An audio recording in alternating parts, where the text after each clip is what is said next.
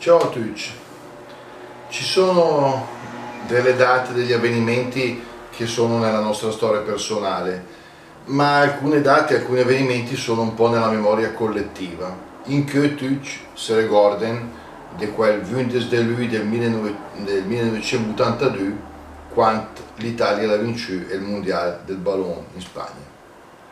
Mondiale di calcio 1982, campioni del mondo, campioni del mondo, campioni del mondo. È stato un evento che chi c'era se lo ricorda benissimo e appunto poi ognuno se lo ricorda con i suoi particolari.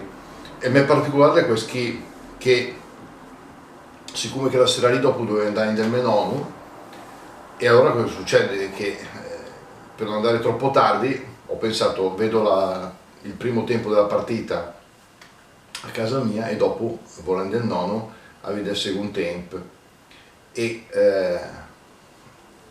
l'intervallo, come sappiamo, dura circa un quarto d'ora.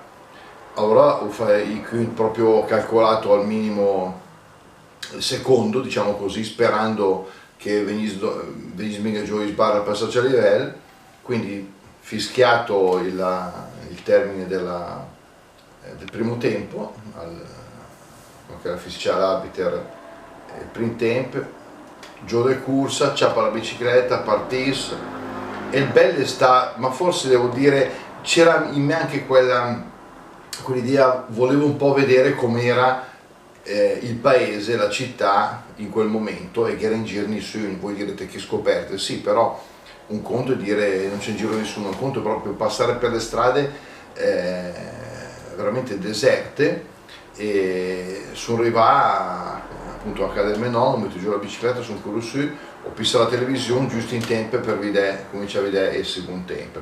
Questo è il ricordo personale che ho.